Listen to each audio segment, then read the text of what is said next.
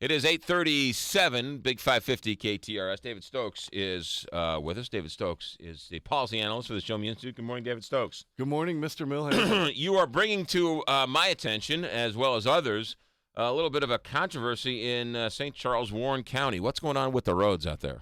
Well, if your morning commute had you taking Augusta Bottoms Road, you were in a little bit of difficulty when you suddenly... Augusta Bottoms Road, is that like Highway 94 down there? Or No, I think it's an offshoot of Highway 94 down there. It's a popular shortcut connecting sort of southwest St. Charles County and southern Warren County into the Washington area. Okay. Sort of a lot of us would think of that as sort of the winery area. Yeah, okay. It's just a popular shortcut that serves the people It's like down off there. of 47 down there, kind of? I think off of I-94 is sort of the right word to think about it. Okay, all right.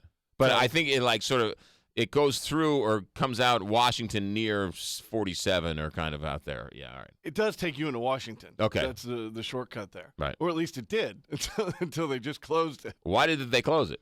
Well, the city of Augusta closed it, even though some people are saying that they had no authority to do that. And they've closed it because of some liability issues, which is a whole different section. They closed. There was an accident there, a deadly accident, very tragic, a few years back, and the city had to pay a settlement to that. So now they've lost their insurance coverage, so they're just closing the road.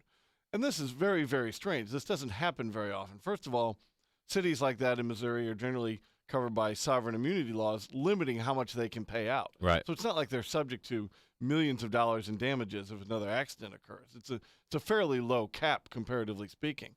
So this is very strange that they, A, can't find another insurance company, B, are just closing the road even though people in St. Charles County say it's not their road to close. Whose road is it? Who owns the road? Well, there's some good stories in the Post-Dispatch and on Channel 5 last night. So that's sort of an open question. Nobody really knows. I think it sort of came out of the flood of 93 when they rebuilt the road after reclaiming it from the waters. Right. It was just sort of redone and nobody really had the property records.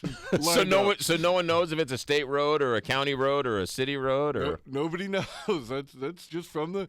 You would think the answer would lie somewhere, but alas, according to the Post-Dispatch, they're not able to figure it out.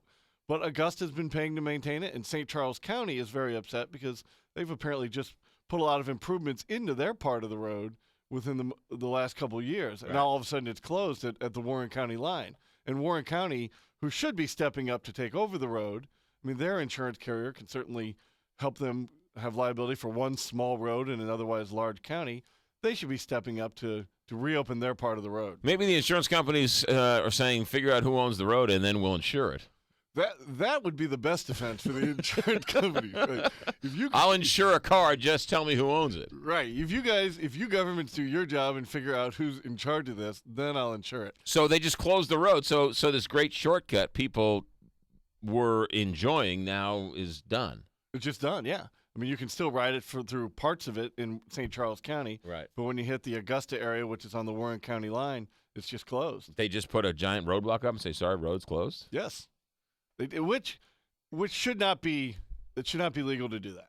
To just arbitrarily close a road. I think a lot of us might recall back when the I-64 project, the huge reconstruction was beginning about 7-8 years ago, and the village of Westwood decided they were going to think for the better of all of us, and instead of taking new traffic through Westwood on Conway, they were just going to close Conway Road. Right. They were going to give people tickets for driving the length of Conway. Yeah, right. It was absolutely absurd, and St. Louis County did the right thing, which is to invoke emergency powers that counties have to take over a road in such a scenario, and Westwood very quickly backed down. There were other examples through Ladue when the county insisted that Ladue put up stoplights instead of stop signs along certain parts of Clayton Road for traffic. It's a good example of what Warren County should do here. They should just take over the road. Whoever owns it now, Warren County can just take over their part of the road and maintain it. It's a big county. They can afford to do it. Yeah, exactly, Warren County. Step up to the plate. That's kind of an interesting story. All right. Also, you want to touch on St. Louis City license collector. Now, being a former resident of the city for 14 years, I'm still kind of confused. What does the license collector do? Well, I know I wrote a check to them. Is this FX Daily or Gregory FX Daily or? No, he is the collector of revenue. Okay. The license collector until recently was Mike McMillan. Okay. who was a very well-known city politician, but he took a position heading the Urban League in St. Louis. Okay. So now there's a vacancy in the office whose primary job is to collect business licenses and other types of fees that people have to pay to the city each year. Okay. Probably should not be an elected position.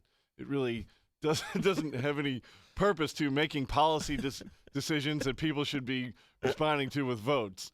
But that's sort of the point now. Is that what's your platform on being a license collector? I'm going to collect the fees at the losses I have to collect. I'm going to collect the fees better than my opponent. My opponent does not know how to collect the fees. Right. You would hope that there were other alternatives if somebody just refuses to collect the necessary fees. Right. Or decides to collect ones that shouldn't be collected. The better yet is that it's going to be in some weird off-election cycle where 7 people are going to decide who the next license collector is. Well, except that of the people running, there's several aldermen who are interested in being appointed by the governor to fill the vacancy. This is actually the position that the last citywide Republican in St. Louis City held. In the late 1980s, there was a vacancy, and Governor Ashcroft chose a Republican resident of the city to fill it. Right. So he actually found one's the bigger story. Right. He found one who did a very nice job, I believe, and then I'm sure got voted out 12% of the vote in the next election, despite doing it very well for 2 years or whatever. So when's this election? Well, the appointment could come sort of any day or any week now. Okay. And there's a number of aldermen who are running for it. One of whom, Alderman Behringer, is from South City, is running on a platform of making it an unelected position. She wants to be appointed to it to make it appointed and not elected.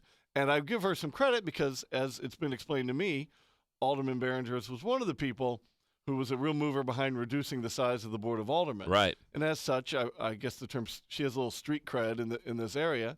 So I think whoever gets appointed to it, I hope that they do move in a position to make it appointed and not elected. Now, I know Alderwoman Behringer listens to this show all the time, and I'm sure she's listening now, and I'm sure she is going to text me or call me or yell at me at some point. But if I said anything wrong, I hope she corrects it. Well, I don't. But so she wants to be appointed and then change it so she never has to run again.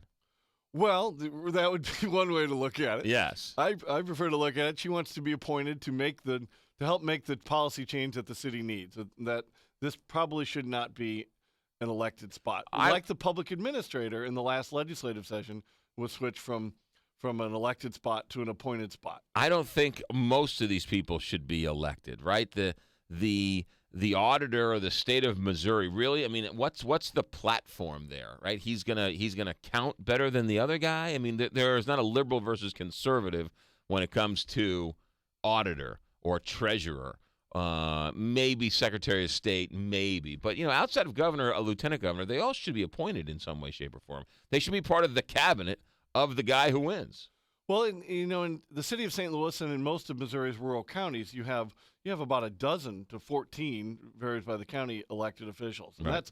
That's way too many. I think you always need an independently elected prosecutor or legal official. That's why Attorney General of the state should, in my opinion, always be elected. Okay, fair enough. And city prosecutors, county prosecutors, certainly. It's nice to have an independently elected fiscal official too, like the city collector of revenue or the county assessor is sort of a fiscal official. But I was in Omaha, and the public defender is elected. Now, why does the public defender need to be elected? We don't do that in Missouri, and that we probably shouldn't. That's I think, an example of a spot that is there for technical abilities and really should just be appointed by people who do answer to the voters instead of answering to the voters themselves. Ladies and gentlemen, if the world just listened to David Stokes, it would be so much better off. Would you not agree? I do agree. I hope my wife is listening right now. David Stokes from the Show Me Institute. When can we read you? When can we see you? You can see a lot of stuff on government structure and the question of who should be elected, who should be appointed. Writings on that at showmeinstitute.org, and you can follow me on Twitter at David C. Stokes. So what happens with this road in St. Charles? It's just going to stay closed? For the foreseeable future, who decided closed. that? I mean, with the Department of Roads in St. Charles?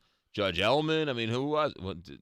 Alderman? Who was it? I think it was the city of Augusta. Oh, the city. Probably okay. a city of a few hundred with a part-time board of aldermen is just closing the road. And unfortunately, Warren County is going along with their choice.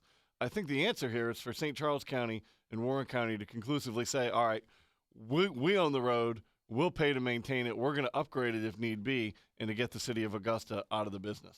What does the state say? Does the state should also step in and say you can't start closing roads? Well, this definitely is not a state road, so I think it's a county role here.